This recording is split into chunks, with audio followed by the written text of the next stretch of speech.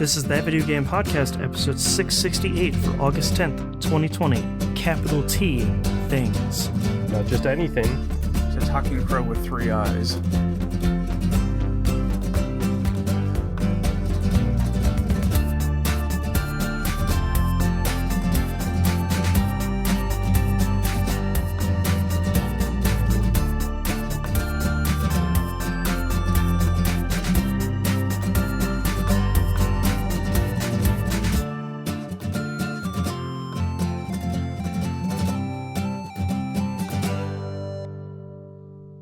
Welcome back to another episode of That Video Game Podcast. I'm your host, Boston, and joining me as always is Moonpier. Hello, I almost swore then. That's how off kilter we were Just on the pre-show.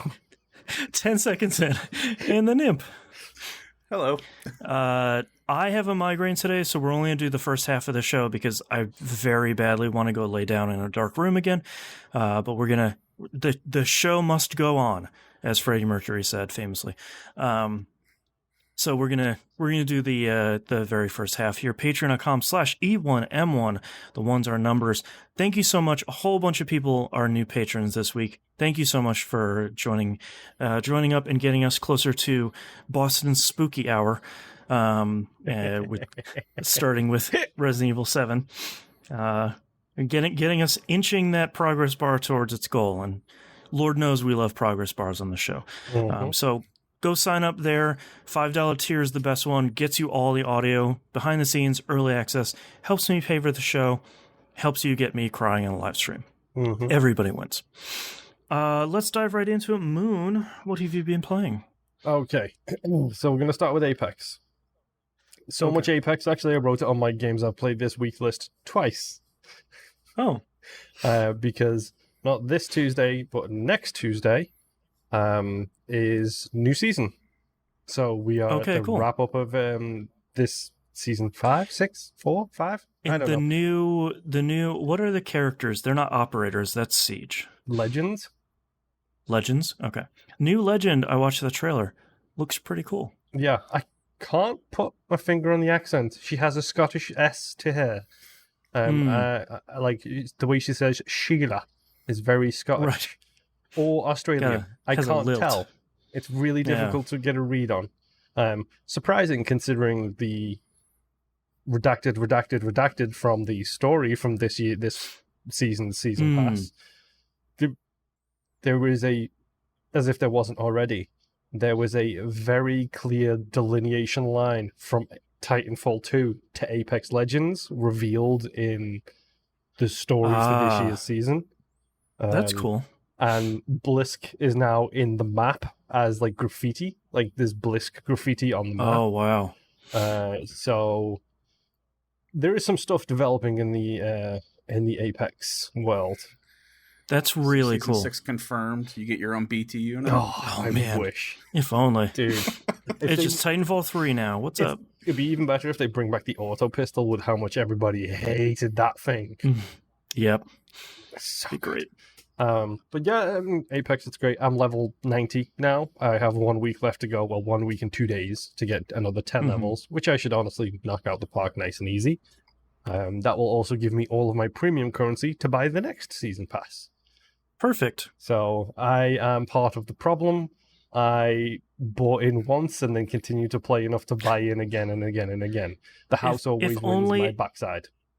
If only every game with a season pass would do that. Cough, cough, Destiny 2, cough. Yeah. And make it easy enough for you to not have to do that much to get to that point as well. Because Dead by Daylight did it, but their progression was so slow. Apex does it and their progression is fine. I'm level 90 and I took like 4 weeks off recently because my head is wrecked and there's too much crap going on in my life. And I'm still 10 levels away from the new, the kind of max season pass level. So I don't care about the extra skin for 110. That's fine. Everybody else can do that. I will just get to my 100, get my skin and be good. But Apex continues to be fun. I continue to fluctuate on weapons, like where I'll have 3 really great rounds with a gun and then 7 terrible rounds with the same gun. It's me. Yes, so a lot of stuff going on there. I want to reference this now so I can bring it up when you start talking, Boston. Okay. I have completed enough Game Pass quests to now have 46,000 points, which works out as $50. So I Okay. now have a spare $50 to spend. We'll get back All to right. that point later. You know what I'm talking Okay. about. Okay. And I completed those Game Pass quests by playing Carrion. I started that this week. Which, okay, you tell me first. You go first on this one, because people have heard me talk about this before.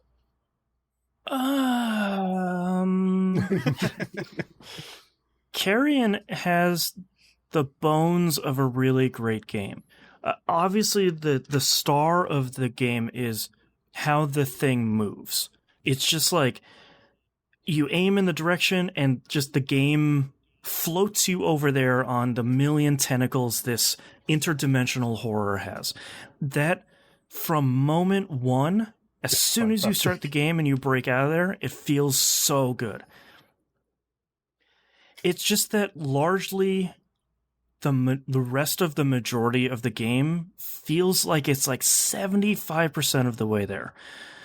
Let's get the elephant in the room out of the way. There's no map. Yep. That's Could my it use a map? biggest problem with the game. It can absolutely use a map. I think they've done a really good job. The game could. The tentacle monster maybe not. Right. Hey, yeah, I'm sure there's some in-universe way they could figure out, like, the first scientist you ate has a map in his hands. I was like, yeah, now I know how to read. All right. Or they just plaster it on the wall that way. So that's the interesting thing, is that there's so much work they've put into this game to environmentally tell you where you're supposed to go. Mm-hmm. And it sort of leaves a breadcrumb trail from point A to point B. You go to another point, there's like some sort of hole in the wall. It says like, oh, this place is secure, or 0% secure. And you're supposed to get to 100%, 100%, and then compromised, destroyed, whatever that word is. The problem is if you go off of that trail, you get lost real quick. You get lost immediately, and there's no like idiot line back to, well, here's the path you were going on to this next thing, because the game is fairly straightforward. There's a hub area. You go into one spoke on that hub. It's a fairly small area that you go into that's kind of do these three things. There's like an echolocation for where you're supposed to find those things. Eat as many humans as you can, and then kind of wrap that up and go to the next one. That stuff works surprisingly well, but as soon as you stop playing the game, or you like take a break for 5 minutes, you've lost the plot. And I think that's a problem. Small piece of advice. Really hard to notice at first until you start noticing them, and then you will see them everywhere. Green boxes with the exit sign point you the direction you're supposed to go. So like when you have opened up the doors, like you do the thing where you put the thing in the wall and you've got like that segmented door and it pulls. Yeah, like the three pieces. Yeah. When those segments are open and you can go through it, it lights up. The box lights up with the green exit sign. Yeah. If you haven't opened it, those will still point you generally towards the direction you're supposed to go. Okay. So yeah, and they will help. They do so much in the game for like environmental design that I think is really strong if you're looking for it, or if you have that like, I've been playing games too long brain worm where it's like, oh, go to down the hallway that has a flashing light in it. That's the way to go. I think it does that stuff really well. I think the flashback stuff or whatever it is, you're playing as a human, I think that stuff sucks. It doesn't control well enough. It moves super slow, and this game doesn't feel long enough for the number of flashback sequences it has, where like I'm getting a good momentum as the blob, and then it's like, all right, let's play as this guy who needs to put a thing into a ratchet. You know, it's just so you know, you can run with the left trigger. Yeah, I'm running, but then like I can't get on or off of a ladder. So then it's just like I think it's sort of missing the point of what the game needs to do. I do. This is probably an issue playing it on a controller, that sometimes using like the web shot, like that Spider-Man web shot, feels like it's not as accurate, especially if you're trying to use it against people that are moving around and looking for you. But I do like every time that you get a significant upgrade for the blob, it gets like 50 more tentacles and 10 more mouths. It's just like, it's not that it's bigger now, it's just like it's way more terrifying. I think that's a real positive. But also this game can go to hell for its first achievement being worth 12 points. I hate that. You will get another achievement real quickly that will round that up, so you don't have to. Great, and then I can probably drop Carrion. I think Carrion, if it had a map, I would probably 100% this. I think it's. I don't think it's as fun consistently for me to see it all the way through. And it's such a cool idea, and it controls so well. I think it needed a little bit more time in the oven just to kind of get to where it needs to be. In all honesty, like, I'm using this as my take a break kind of game between heavier subject matters and PvP stuff. So I've played this for 3 weeks. This is an 8-hour, 10-hour game tops. Yeah. So that tells you how little I've actually been playing this, but I've just been using this as a jump back in, like, play it for a little bit, get to a new section, like go through one of those portals, save it, quit it, come back later. Like, I've been using it in that way, and honestly, it's a really good, like, wind down / listen to all of the kind of Wilhelm screams that keep happening all over and over again. Everyone is screaming. I had to mute the sound because my kid was getting freaked out that there's just like non-stop screaming. It's like, I'm sorry. This game is so gross. I'm sorry. Yes. I mean, I'm seriously upgraded now in the game. Like, I've got like 4 more abilities that are both movement and attack abilities. One of them is ridiculously overpowered and hilarious at the same time. That just makes me think of the Thing over and over and over again every time I use it. Right. I want to paraphrase a meme here and say, so powerful, much tentacles. Because it's hilarious every single time it happens. It's just this red mess that just sprouts out everywhere. And I love when your blob grabs hold of someone and like a cat, it shakes it when it's in its jaws. Like, it's really good. Yeah. It does like the little like kind of thing, and it's just like... Yep. And my favorite thing is you can do it over and over and over again with different parts, because like you'll do it and then the legs will fly off and you're just like, wait, give me them legs. I want them legs. Grab those legs. And then you just pick them up and you do the same thing with them. It's great. Yep.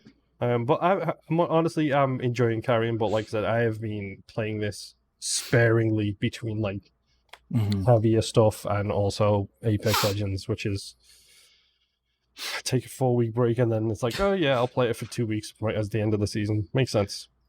I like your plan though. I might start adopting that. I like your idea of going into one of the next spokes on the hub, quitting there, and then going through all of it, getting to the next part, and then I like that. I might try doing that. Because it stops you from being confused because you're not in the middle of doing something, which I did find at first. But when you get in, it's a nice quick refresher of, okay, do a loop around the room, this is the way I'm supposed to go, and then you just go, you do one of the spokes, you move on to the next one. Like it. Yeah. I like it. I might start doing that. It's allowed me to enjoy the game a lot more. I think if I just mainlined it and single-mindedly just did this game above all else, I would probably have issues, but I'm enjoying it so far. I like the way I've played it, and as always, it's a Game Pass game. So for me, this one gets a Game Pass pass, just for the bringing that good news back again. Right. And my other thing, which has allowed me to get Game Pass reward points, is, of course, Nier Automata. Which, if you follow me on Twitter, you already know I have got every achievement in this game. Congratulations. Thank you. Thank you specifically to the shop that allows you to buy achievements. It's so good. Because I like that the shop is very much like, these things don't mean anything. They're super cheap. Go crazy. Also, I say I had 46 machine cores. Okay. didn't know what they were used for they didn't know what they used for in crafting, and it's an RPG, so I'd never sell anything. So Right. I'm running around thinking, well, I'm not going to spend 20 grand on this fishing achievement when I can just go and catch 20 fish. So I started doing the fishing, and then I got really annoyed with the same fish over and over again. I'm looking at you, sea flea or whatever you're called. Yep. And I was like, okay, I'm just going to sell some stuff. I've got so many chips that I keep getting, like, I can't pick up chips anymore. So I'm just going to chips, microchips, not fish and chips, for the record. I know I'm English, but those kind of chips. So I just went and sold a whole bunch of duplicates. And then I went through my normal inventory. It's like, well, what can I sell from here just to get me a bunch of gold? I had 46 machine cores, which sell for 22,000 each. And they literally in the description says, can be sold for money. Great. So I sold 20 of them, and I bought every single achievement that I could. There you go. And then went and did the extra super hidden ending. The credits ending. Yes, the, like, Route E ending. Yes. Yeah. Some slight notes on the story leading up to that. I did write, "What's wrong, brother?" Because there is the whole liquid snake thing going on here. Yep. Which tickled Very me a much little so. bit. For the credit sequence, I've written 8-4 almost got me. Square finished the job. Yeah. It makes sense if you've played the game, for the record, folks. Yep. If you've played the game, that makes perfect sense. I apologize. You almost made it. Well, yeah. So Square finished the job. And if you don't follow me on Twitter, and I apologize for the audio listeners of this screenshot perfectly sums up how I feel about this game, having played it. Yes, I saw your screenshot earlier today. 7 evil possessed children. Yes, with the menacingly smiles on smiling their at you. face. Yeah. I don't know how I feel about this game. It's a ride. On one hand, it's a very unique story, and it's really well told. On the other hand, it's Kojima backtrap crazy. Yes. I don't know. I don't know if my 40 hours of playing this game was worth it. Are you happy you've experienced it at least? You can say, like, I played through this game? Because there's something that me and you have discussed frequently, which is the quote-unquote required reading of video games. Right. And I feel like if you ask, maybe not Gen Pop, but if you ask real gamers, quote-unquote real gamers, I apologize for that phrasing. The ones with the brainworms, yeah. Yeah, the ones with the brainworms. A lot of them would say, this is required reading. Right. Jeff Gersman said he couldn't recommend an Xbox because this game wasn't on it. Right. It really clicks with people. Like, it really clicked with me in a way that I'm not entirely sure I could ever explain the story, and I'm not entirely sure I could explain why it super clicked with me. I'm sure I did when I played it previously on the show, but, like, there's something about it that just, like, this...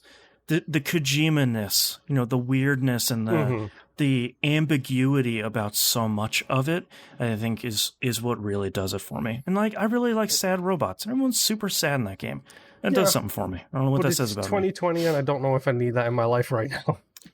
That is very fair. When it came out, though. When it came out, I was like, sad robots, hell yeah. Let's talk about the downfall of humanity. Whoops. Because this was definitely one of those games where I played it and beat it. I was like, okay, it gave me a lot of lore. I kind of understand what's going on, but there's still that massive question mark in the background where it's like, I don't even know what question to ask to get the answer that I'm looking for. It's like playing Dark Souls if you don't look through the items for all the lore. You're just like, why is this dude attacking me? Why am I fighting an angel? Where am I? What is happening? But like you just said, I don't even know what answer I want is the problem. Right. Let alone what question I want to ask to get to the answer. I don't know what answer I want. Like, I don't know. I cut that whole second playthrough out, number one. The Route B?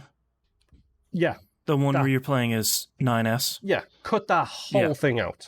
Like, I don't think it needs to be... I think you said it the right way. Like, it either needs to be 30 minutes, or it can kind of be cutscenes that bridge A and C, like the A and C playthroughs. Like, just show me the differences. That's all you need to do. Show me the differences and those little Emil sequences. Right. Show me that stuff. That would be great. That's 15 just bridge the gap that I didn't need to do because you felt like making me play literally the exact same sections from a slightly different perspective. And I don't think the hacking minigame is so interesting enough to carry that length. And I think anything you do with the hacking minigame is infinitely more interesting in routes D and E. Specifically when it's like the more when you're like in parts. it for a while and you're like hacking some of those archives near the end, where it's like, okay, now this is much more interesting because I'm kind of building on something here.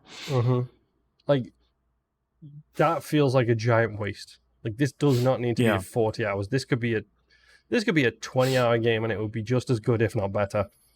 Because especially like if you take that stuff away, you still get the cool stuff at the end where you're playing as that third character.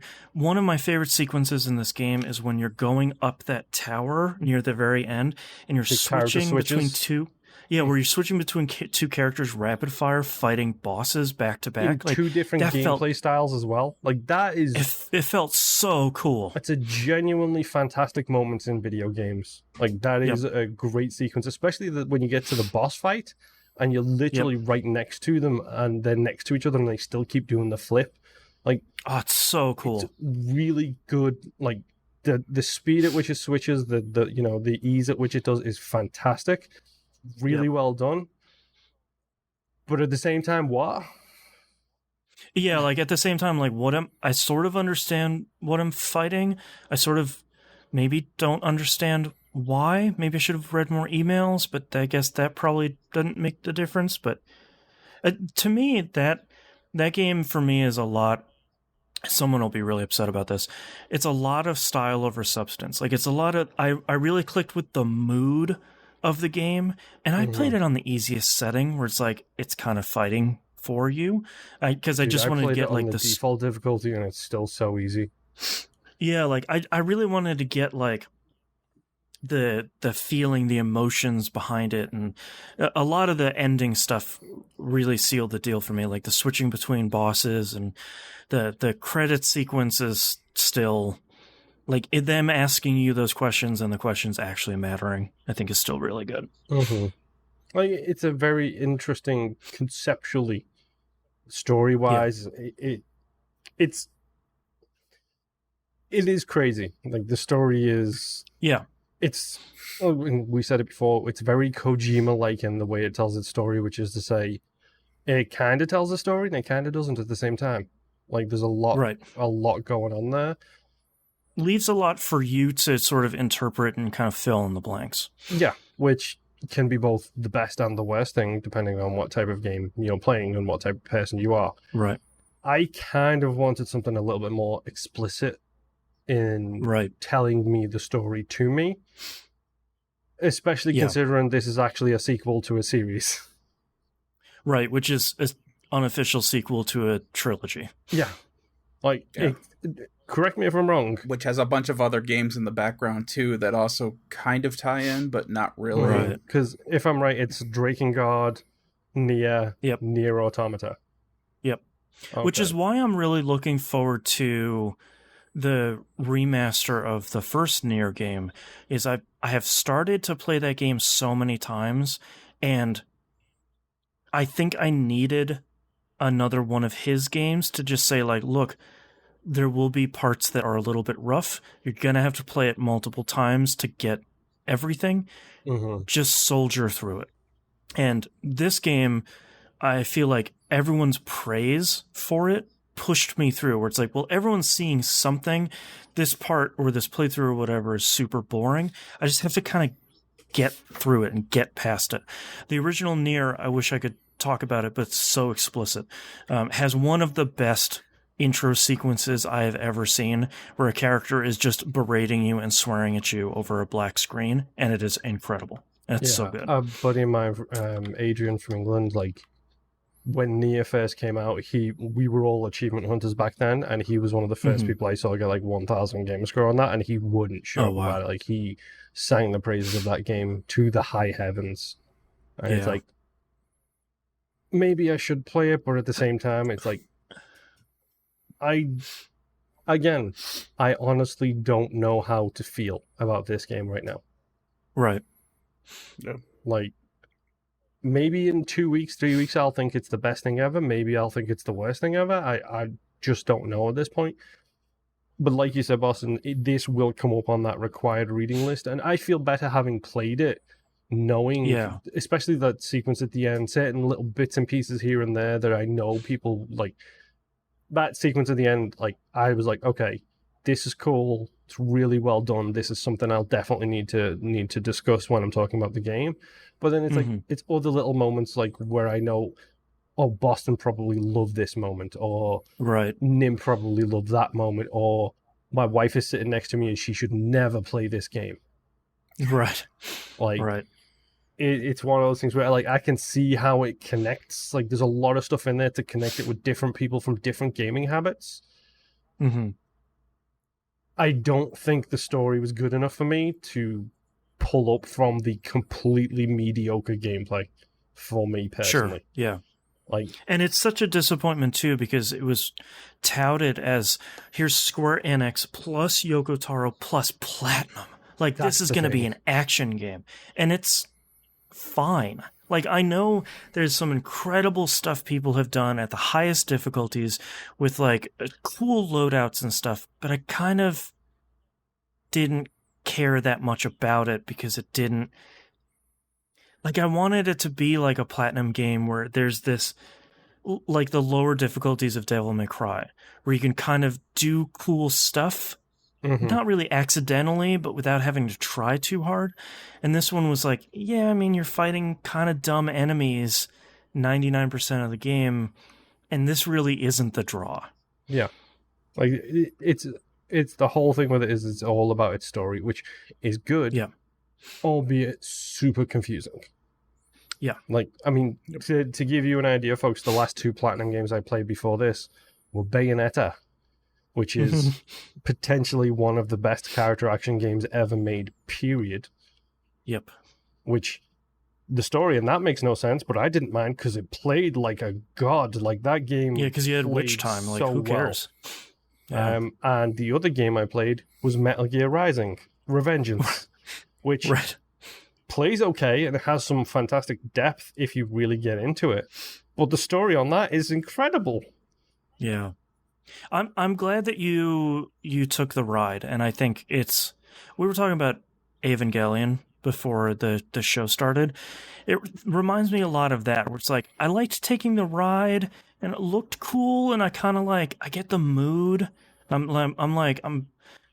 sort of get what you're going for, but it kind of, the story didn't all come together for me, and that's okay, but I kind of wish it had, but that's fine. Yeah. Yeah. It's... Nevertheless, it was an interesting journey.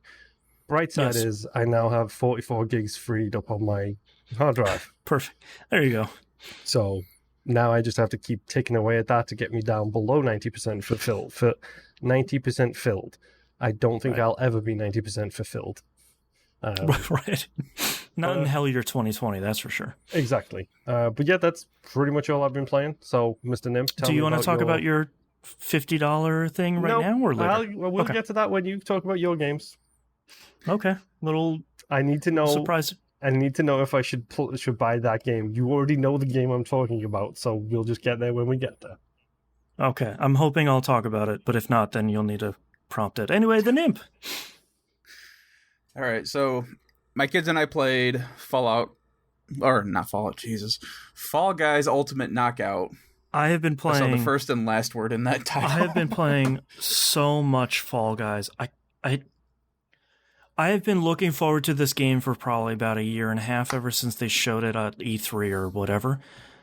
Yeah. It's so much better than I was hoping it would be. Yeah, and I will say we ran into tons of server issues, but that's also So you because went out and it's review currently bombed free it, of on course. PlayStation Gold. Of course, you went and Yeah. review bombed it, as is your natural right. Yeah, we all review bombed it. Yeah, the interesting thing about it is, obviously they're having server problems. It's been a huge hit on Twitch. First day it came out, it had 500 million people watching it. Or was it 500,000? It was a lot of people. It was the biggest game on Twitch. It was a 5 and a lot of zeros. Yeah, it's my brain isn't here today, especially not for math. And it's been a huge hit on Steam. It's been a huge hit on PlayStation Plus because it's free this month. I didn't realize that this is a very small team. It's Mediatronic. They made Murder by Numbers this year. They've had a hell of a year. They've had a whole bunch of big games lately. They got 1.5 million people playing this game in its launch week. Like concurrently, 1.5 million people. Their servers just melted. Like I feel super badly for them because like everyone, myself included, is just like, please, I just want to keep playing this game where the bad physics jelly beans keep falling around. Like that's what I want to play, and it just down for. It seems pretty good this weekend, but it has been a bummer, but it has not dampened my rabid enthusiasm for Fall Guys. Yep. Friday afternoon, I could not get a game started at all. Yep. Friday night, I could. Saturday, my whole family was playing it. Nice. We had, because my son's in our bedroom where my other PS4's at. He was in there playing it. I was in my office with my wife, and my daughter was running through the hallway back and forth watching us play. Right. It's been my kid screaming, "Go pink guy, go." Yeah, because mine is dressed up as the watermelon colors, but he has the donut decal on him, basically, nice. where he's got the sprinkles on him and he looks like a donut, and I've got like the wolf skin that everyone starts with. Yeah, mine is dressed up as since I bought their $5 DLC pack mostly to support them, where it's like I would have spent $20 on this game. And so now I'm dressed up as a slushie. Which is nice. It's like the slushie, the hamburger, and the fries are what you get for that one. Yeah, so I think I've gotten about 5 or 6 matches in. I've made it to the very final level. I'd seen the crown, but I got screwed over and somebody else got it. Oh man! So, but whatever. I mean, it was fun and it's real easy to play. Yep. I got my wife to play it because she was sitting here doing bills, and I told her to stop and handed her the controller, and she's like, "What's this?" I'm like, "I don't know. Figure it out." Just listen to the soundtrack. You jump with X. Go nuts. Yeah.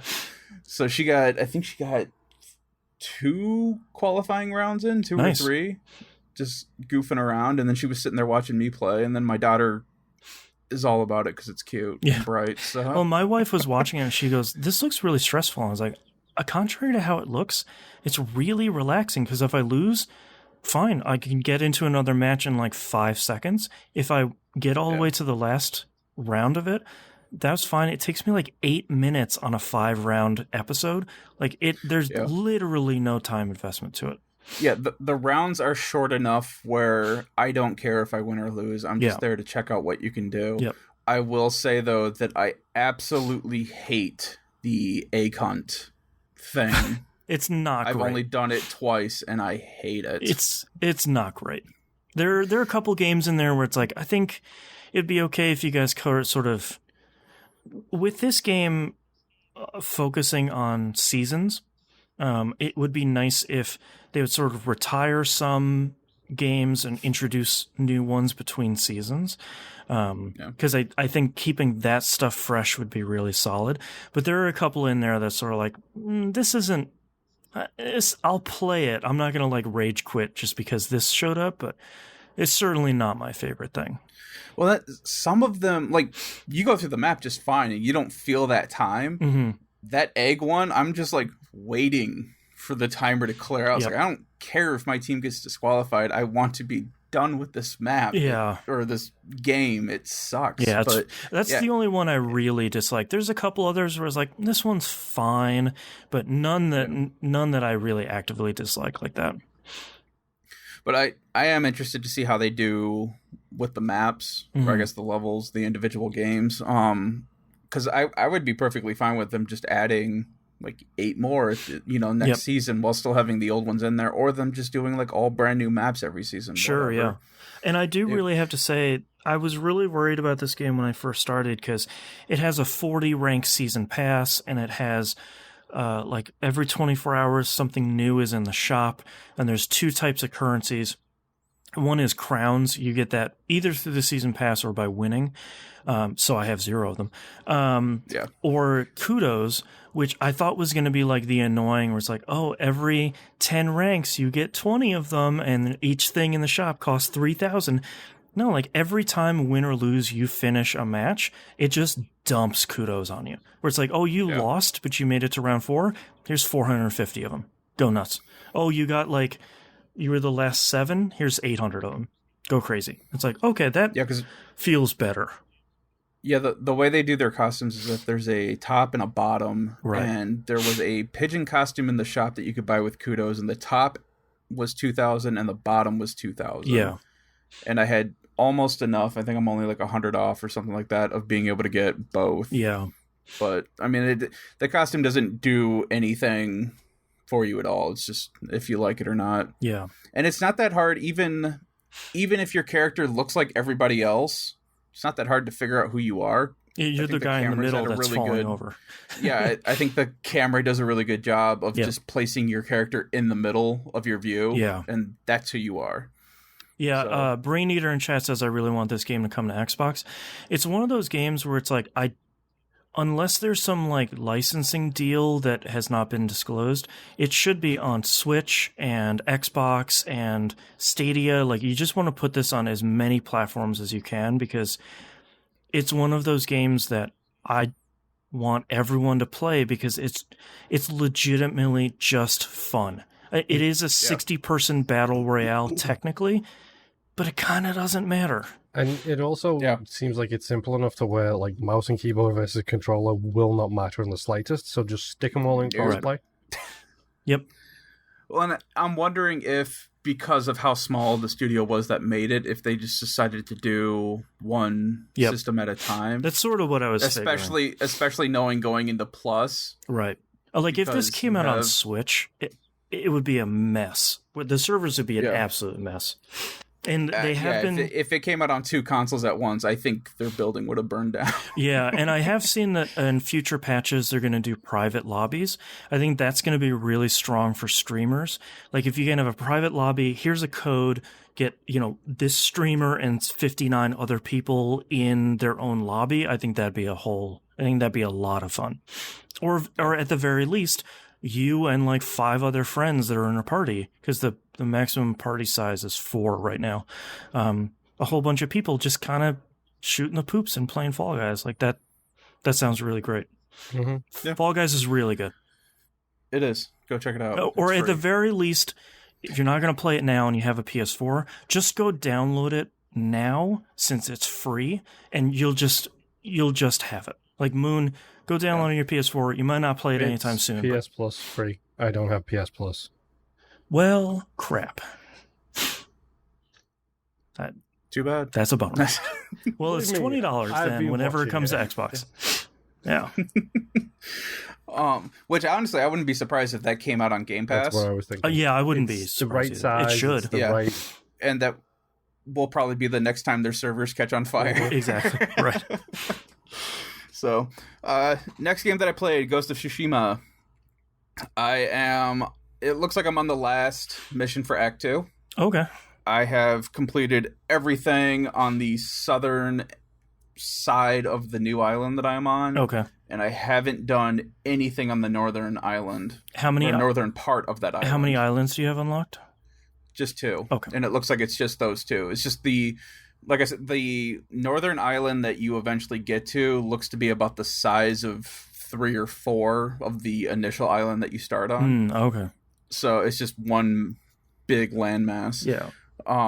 But yeah, pretty much where everything that I've been unlocking and all the side stuff that I've been doing pretty much stops at this one last castle that I have to take over. So that seems like that's the gateway to getting to the northern region of the island. Right. But I have done, once again, everything so far. As we are wont to do. Well, and it's kind of funny because earlier this week when I was playing it, I was like, I should probably just start focusing on the main mission just to get through the game. And then you saw a fox.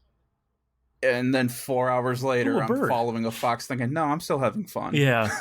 Well, you don't want to rush it if you're still having fun, where it's like, in Assassin's Creed, where they're like, you only have 200 more chests to open. It's like, no, I don't want to do that. And I've heard a lot of people talk about this game, and I think the biggest complaint that I have against those people's complaints is they're complaining that if you complete everything, it makes the end of the game a lot easier.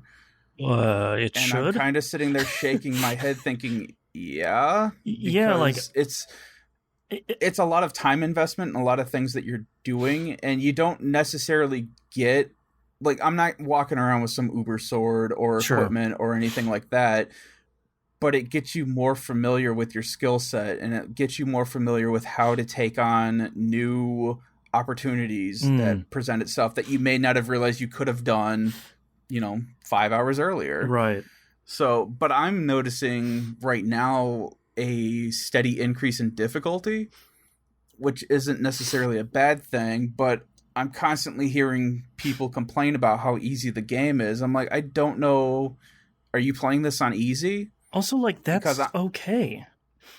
Yeah, and that's the other thing, too. It's like, I don't understand everyone's big thing of, well, if this game isn't kicking my butt, it's not worth playing. It's like, not every game needs to be that. I don't know why. Everyone's being Stockholm Syndrome by From Software and Sekiro and stuff like that. I guess. Yep.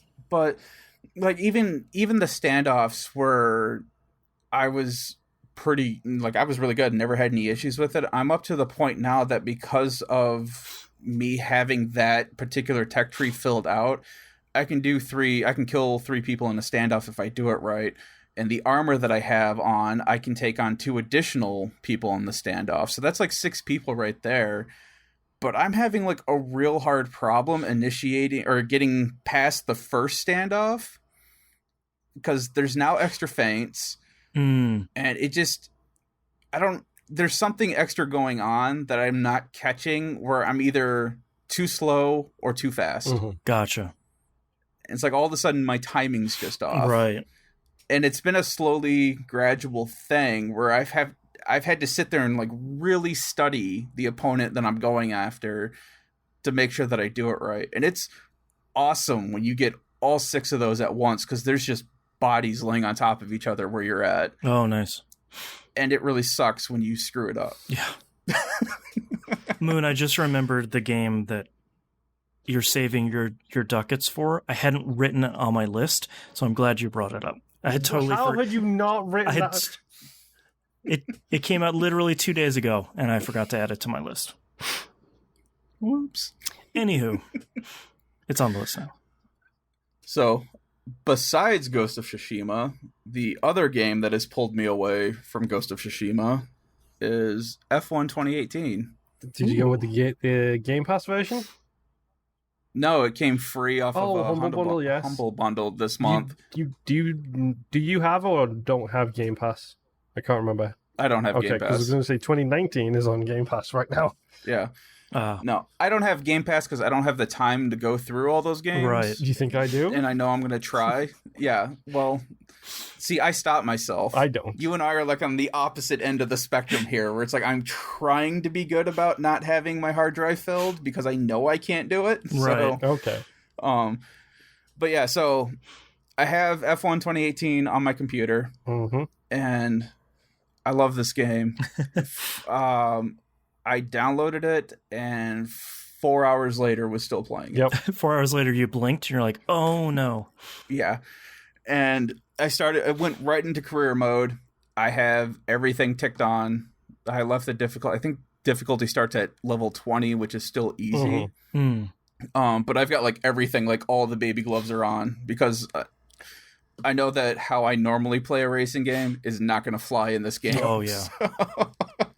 And I really love it. I have my name that I've picked out, which is Old Timer. Okay. What because team? I just wanted to hear them say that all the time. I went with Williams. Okay. Okay. Because I knew I was gonna suck. Yeah. Yeah, you like an underdog, yeah. Yeah, so I almost went with Haas, but just decided Williams, because screw it, why not? I have, let's see, I've done, my first race was Melbourne, which I got 11th in. Nice. But it's basically set up where you're at the data center, and you have this list of tasks, and you've got, your Q1, 2, 3 qualifying, and then the actual race. I'm going to just correct that with P1, P2, P3, and then Q, and then I thought it said Q on there. P. It's practice 1, practice 2, whatever. practice 3. So, and this is why I just started watching it this year. Right. Still learning. Yeah. What I didn't know that I could do is, when you're getting ready to go into your practice testing, they have you sitting in the garage in your car, and you've got monitors up. And on those monitors, you can select different quote unquote training programs to do during the practice testing. Yeah, so 2020 has got one called like track familiarization, which is the best one ever, because I don't know these tracks from a ground level at all. Yeah, so I didn't know that I had to actually select those to do them. I thought it was just hey, you should get familiar with the track and get familiar with tire management and all that. So my first 2 P practices, I was just driving around the track trying to get used to it. And then I realized in my P3 that I could actually choose those options, and then it will actually put stuff like a virtual racetrack. Like, you're still going around the track, but it's got like virtual checkpoints on there where, hey, you should be on the race line here. You should be hitting these corners here. This is the time you should be hitting between each corner. It'll give you readings for your tire when you do that one of, hey, this is how you should be driving. Don't swerve and all this fun crap. The fuel management one still gives me problems. Does it have lift and coast? Yeah, which I can do, and I've been doing, and every time I've had to do them for the 2 races that I did, I've had to do it twice. And each time, the first time, I'm like way over in the red. But then I'll go and do it a second time, and I don't feel like I'm changing anything, but I'll be way over in the purple.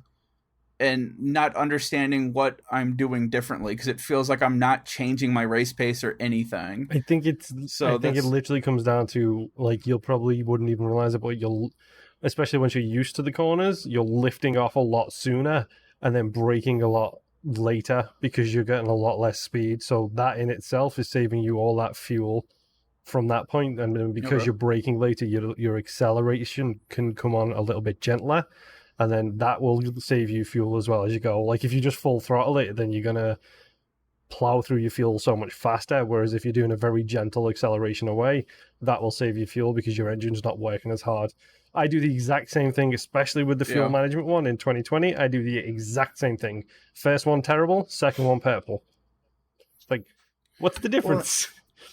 Well, and there was one time where I was keeping it in the green the entire time, but I was going so slow that my track time didn't qualify me. So it's like, I don't know what the hell's going on here. I don't know what I'm doing, which is why I have all the baby gloves on.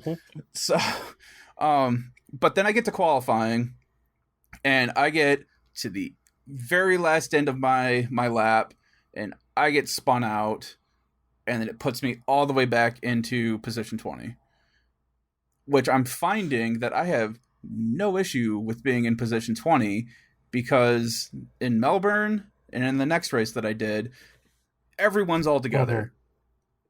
And I'm finding that I am terrified to be within that pack. Because you can't see anything. You don't know how to react to everything. So like, you come up on the first turn and everyone's like way out in front of you, and all of a sudden you're almost like nose to butt in like a split second. It's kind of terrifying. So once everyone starts to, I guess, separate, it makes it a lot easier. I can start driving through. I'm opening, closing doors, driving like I know what I'm doing. I don't. But it's really cool. And so, I made it up into 11th place in that one after being spun out by Verstappen, who put me into a wall. Nice. Because he's a douche. And Ocon, who also put me into a wall. I had to pit twice to get my front wing replaced. And it was literally, I got out of the pit after Verstappen put me into the wall, and probably 10 seconds into my next lap, Ocon puts me into a wall. Great. Yep. Yeah. Screw those guys. So then I go into my next race, which was Bahrain. Managed to get 8th in that race. Again with qualifying, was on the last lap, got spun out, got put into P20. Completely okay with, because this is nothing but hairpin turns for like the first, it's turn 1, 3, and 6, I think it was, where it's like these hairpin turns. Yeah. And it was fun. Like, I had the track down. I was doing really well, really loved racing that track. And it was the same thing where it's like race starts, I'm in the way back. All of a sudden, like, I'm halfway through the pack because everyone slows down, and I'm sitting here like avoiding everybody just to try to get to the turn. Right. And then I get through the turn and I'm looking up, I'm like, oh, I'm in 8th. Mm-hmm. And I just managed to hold it there the entire race. So Nice. that, I really love this game. I'm looking forward to your first driver in Monaco. Yeah. This is going to suck.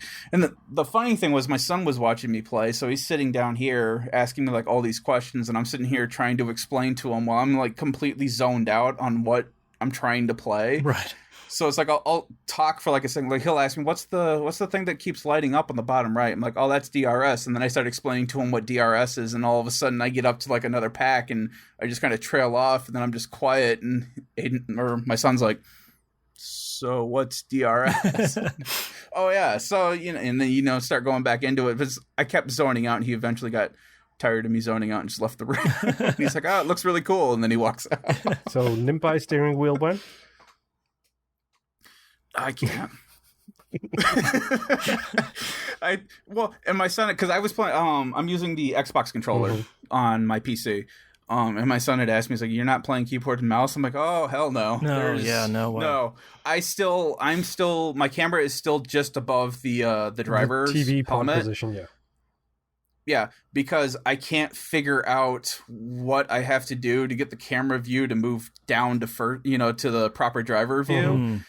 And I'm afraid to push buttons because I tried doing it in the middle of the race, and I got like 8 menus into calling my pit crew, and I'm like, how do I even get out of that? Okay, so B, that's probably your multi-function display, your MFD, which in 2020 is the B button, so it might be the B button again for you. A is usually shift down, X is usually shift up. Give Y a go. Let's see if that works. I'm just afraid I'm going to pull the e-brake on this thing and be 200 miles into a wall. Probably. Yeah. But yeah, I'm really loving the game. I will probably be playing this full time after Ghost of Tsushima. Because old timers got a career to get through. That's right. Just look on the bright side. And when you play the 2020 version, you've got a team to build. Ooh. Oh, really? Yeah. Like they have a career mode just like that one, but they have a my team mode where you build the team from scratch, and you are the 11th team on the grid. Nice. Oh, God, There is a league option. We could start a league. I'm just saying. Oh. I know. You brought it up last time too, which is why I was looking at, and that's why I was so happy too when I found out that this was free. Because I got the email and I'm like, oh yeah, I'm jumping right on this because like I had been eyeing 2020 for the last couple of weeks now. So, but yeah, F1 2018, great game. Yeah. That's all I've been playing this week. I started the recently released Game of Thrones Tale of Crows, which is an Apple Arcade game. Okay. You have a good question of why am I playing a Game of Thrones game? Great question. It is an idle. They're selling it as like an idle game, and I like a lot of idle games, which are typically like set up your burger empire and you'll make money while you're not playing and upgrade your burger shops and stuff like this. What this is it's an idle narrative-based game. So you're part of some army that has a castle up against whatever Game of Thrones icy wall is there. The Wall. It's just called The Wall. Of course it is. And you're defending the wall against whomever is going to attack the wall. So are you a member of the Night's Watch? Sure, that sounds like a thing they've told me. Yeah. That sounds like a thing. Sure. I'm still pretty early on, so a lot of it is like you have been sent to this castle to reinforce the wall to stop they who would invade. The White Walkers. Okay, perfect. I've seen that term. My knowledge of Game of Thrones is virtually zero, so a lot of this has been fun. It's gonna blow your mind when a dragon shows up. Yeah, I'm not expecting one to show up in this game, because part of it is you were sent there to help run this castle, who's kind of at the middle point of the wall, so be like a natural attacking point. But you go and you find the castle empty, and looks like capital T things have happened, and you're sort of trying to reinforce this area and keep everything safe, and trying to get everything back up and running in case you get attacked. And a lot of it is someone has come, they're asking you about rations. You have 3 choices. What are you going to do? You have missions to send people out on, sort of Assassin's Creed Brotherhood style, where it's like, all right, you're going to go do this one. The people you send out have different stats, like the leaders, and they're going to go off, they're going to go do stuff. One of my favorite messages in the game is basically when it's run out of things for you to do, it says, feel free to close the game, the North will wait. It's like, okay, that's pretty good. Is it Eastwatch, the tower that you're on? Is it Eastwatch? Is it Night Fort? Is it Deep Lake? Greyguard? Shadow Tower? None of it those can't be sounds Castle Black, right. Because that's the main castle. Hold on, let me fire it up while we're talking. It's probably just some no-name part of the wall.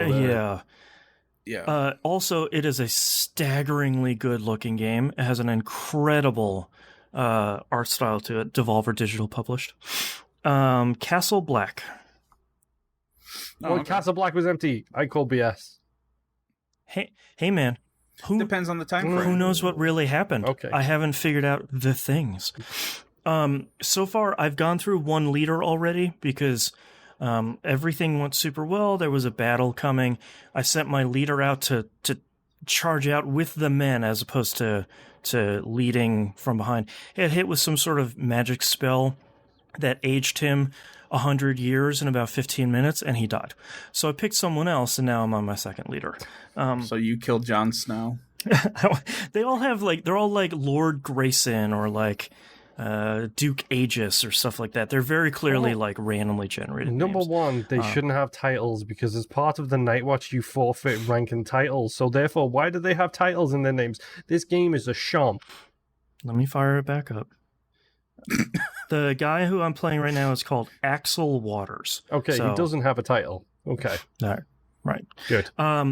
So far, it seems really good. I can fire it up. I can make a whole bunch of decisions. I can get some cool storyline stuff where I've sent these people out to go burn down this forest so you have higher visibility and wood. Mm-hmm. They found something while they were out there. Do I want them to deal with it? Do I want them to come back, or do I sort of want to demoralize them by telling them that this area is really rough? So if you saw a weird, crow the size of a man that talked to you, yeah, man, maybe get used to it. Stuff's weird up here. Get back to work. So far it's been pretty good. I'm glad I gave it a shot, not knowing really anything about Game of Thrones. I was a little worried that it was going to be all right, pop quiz times. No, I don't know any of this stuff. But so far it seems pretty good. We already talked about Carrion. We already talked about Fall Guys. Final Fantasy VII Remake made a ton more progress. Last week, I think I was starting Chapter 14. I didn't realize that there were 9 more side quests in Chapter 14. I immediately pulled up the guide because all of those side quests were super long.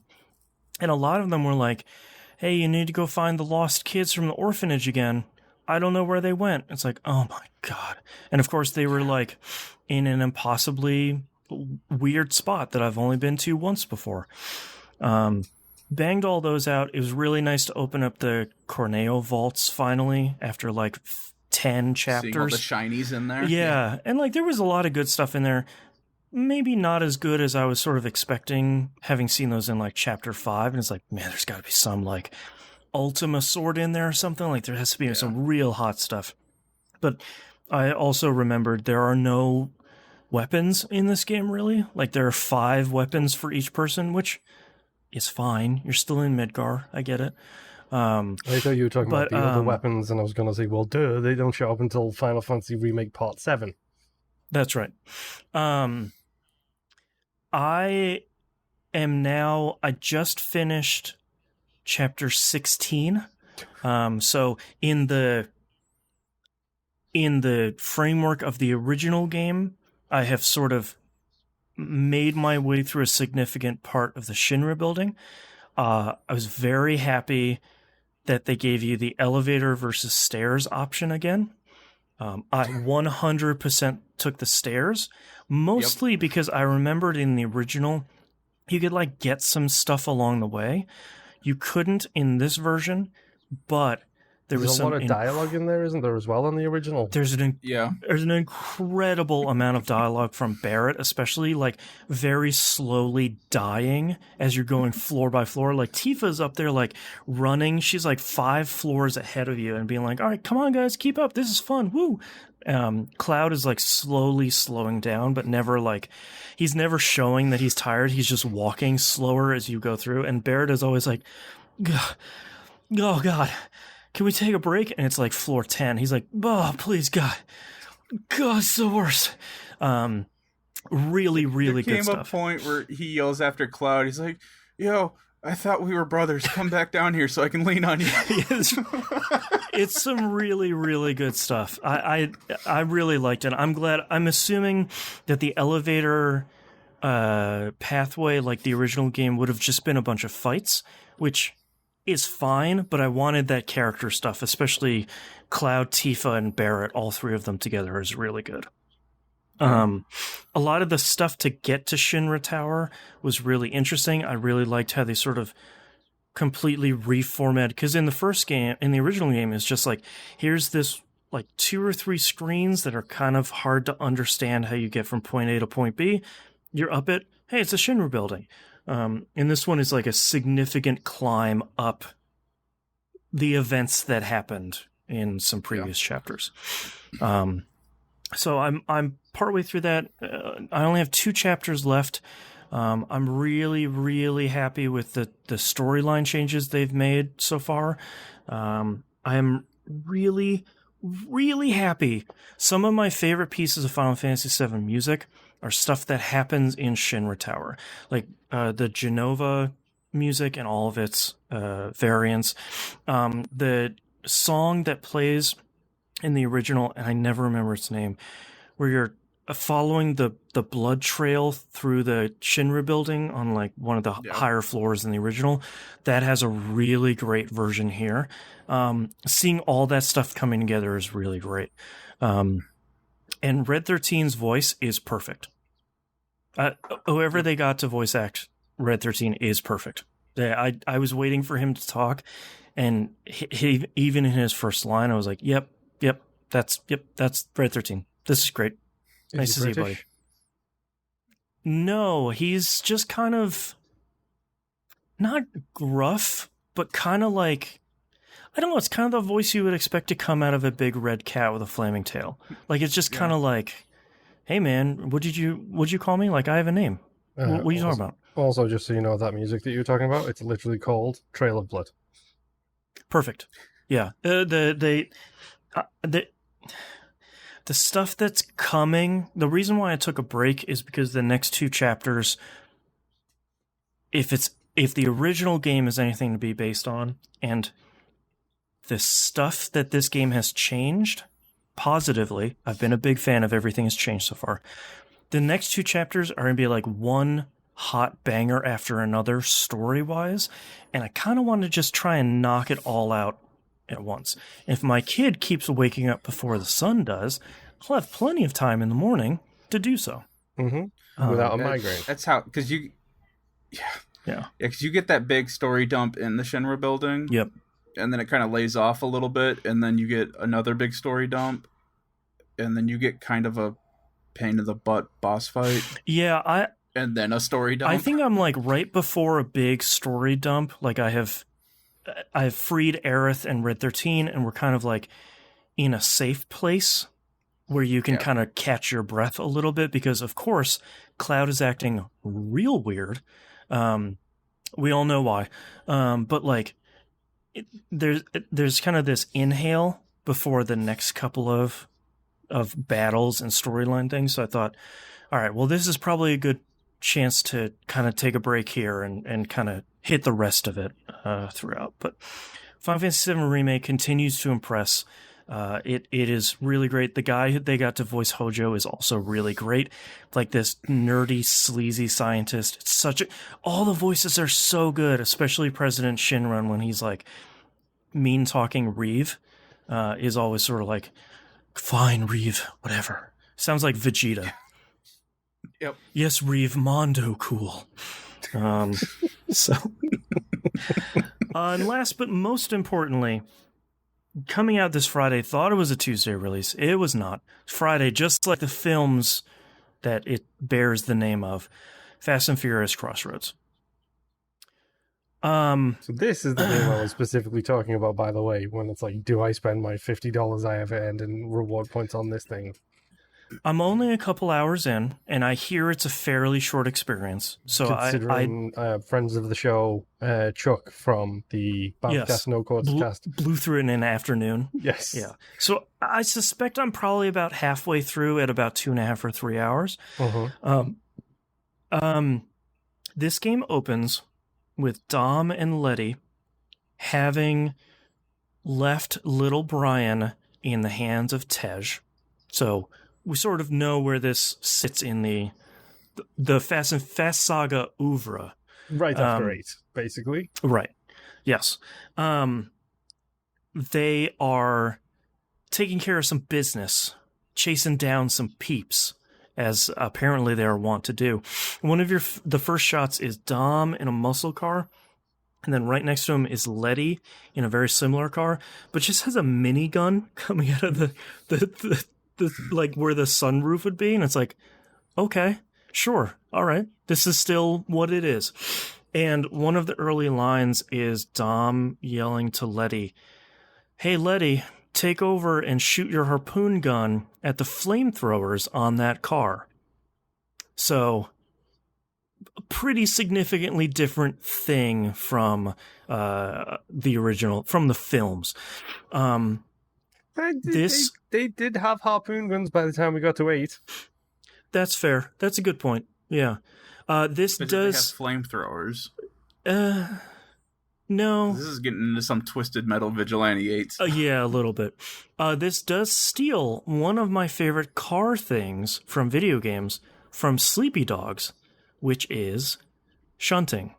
Which is where you push the bumper and you just kind of scooch over and you ram into a car. It has aftertouch. It has the slow takedowns when you take down another car, and it says like Dom took out informant. It has slow motion jumps over ramps. That has the top of the ramp has like a holographic camera on it, which is basically like, yo man, this stuff is gonna look cool. The racing feels pretty good. It's the Project Cars guys, so like I would hope the racing would feel pretty good. As expected, the big dollar people, Dom and Letty, don't stick around for very long. You do like this intro, and then it goes to Mexico where you're playing as like a bunch of other people. They also seem to be famous, but I don't recognize them because I never watch movies. Check out Critical Misses. And like one of your first missions there is, hey, get to this broken down car because you're like a tow company before one of your rivals does. And then one of the other missions, like literally 10 minutes later, is like, hide from the cops, find a good spot. It's like, oh God. So far it seems quickly, essentially. Yeah, like the escalation is pretty significant. There is a drag racing scene that there's a trophy for you to win it. I seriously don't understand how you would do that. And storyline wise, you're supposed to lose it anyway. So that'll be interesting. I'll never get the platinum on this because half of the trophies are online ones, which sucks. They're not just online ones. They're ridiculous online ones. Like race 400 online ops. Yeah, like finish first 50 times.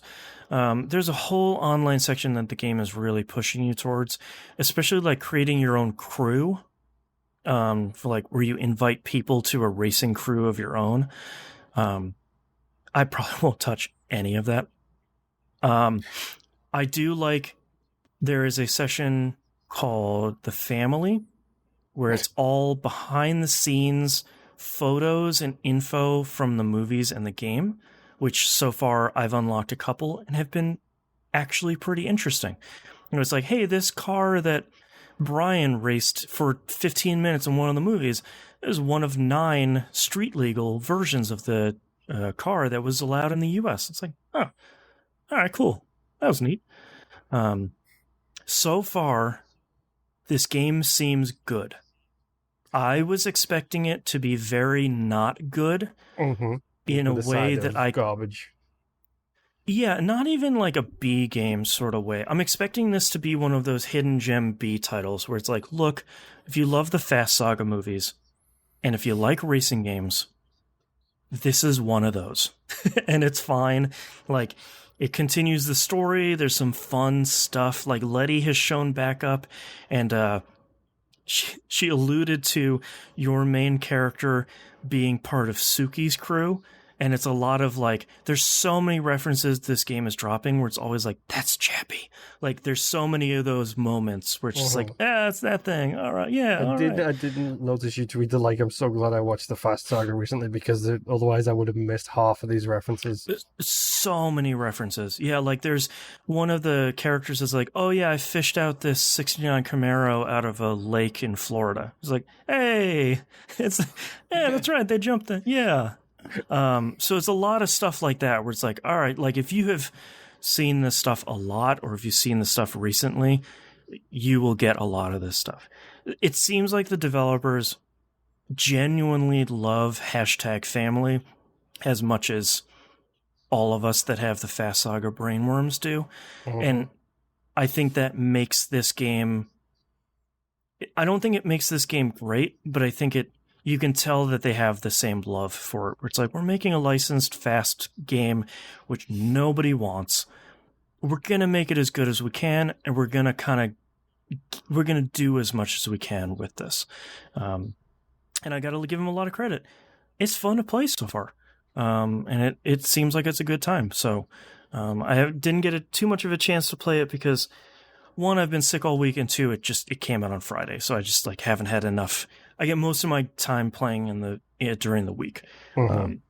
So, and plus my kid really wants to play Fall Guys, which means I play Fall Guys and we jam to the music, which is incredible. And she jumps off the couch onto a pillow on the floor. Of course. So, yeah. Wait until they release the Floor is Lava version of Fall Guys. She got scared by the Floor is Lava on Netflix because they edit that show so well where when someone falls in the lava, you never see them ever again. And yeah, I watched it with my kids recently too. I'm like, oh, that's cool. She freaked out because she's like, they fell in the lava. Are they okay? And I was like, yeah, they're fine. Like, and she's like, where are they? It's like, okay, I guess we're not. Getting a little hysterical here. I guess it's not good for an almost 4-year-old. But yes, Fast and Furious Crossroads seems good so far, but it's one of the I think it's one of the few, if not the only $60 video games I've purchased in hell year 2020.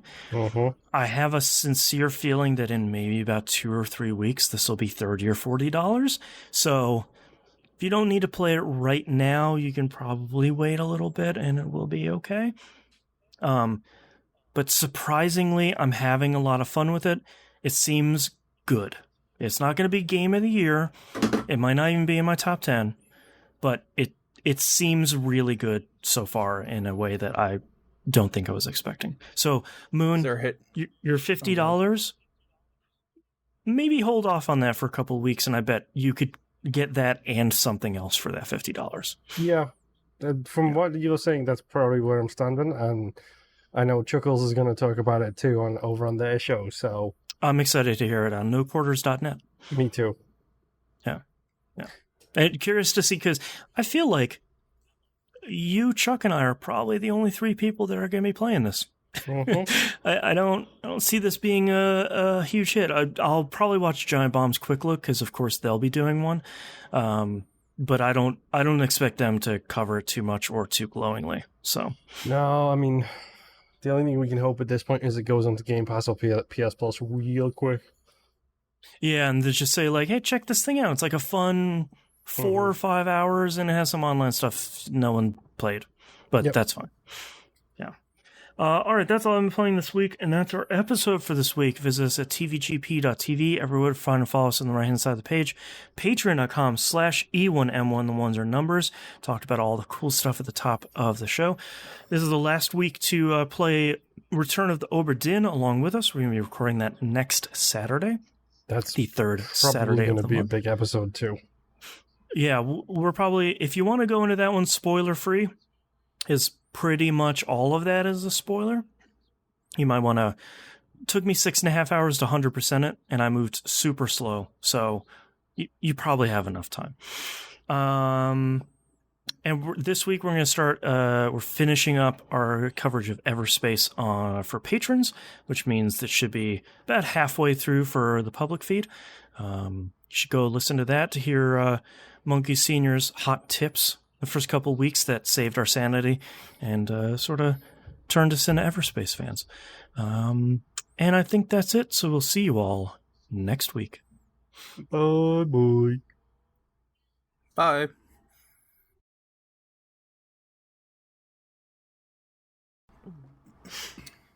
I just realized I haven't written down any titles, so hit me with your titles, Nip. I have Season 6, BT confirmed. 50 more tentacles and 10 mouths. Non-stop screaming. Give me those legs. Looking at you, Sea Flea. But at the same time, what? Capital T things happened. The North will wait. Stuff's weird up here. And Fast Saga Uvera. Or Uvera. I forget how you said it, but Uvra, that's what it was. All right, Moon, how about you? Kinda Wilhelm screams. Correcting the slight phrasing on one of Nims here. Give me dem legs. Thank you very much. DEM. Give me damn legs. Whatever. Fix that. To paraphrase a meme.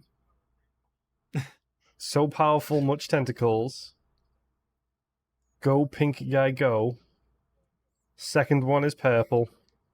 Probably a veto on that one. And I have seen that term. There's nothing wrong with second one is purple. I couldn't see an issue with that.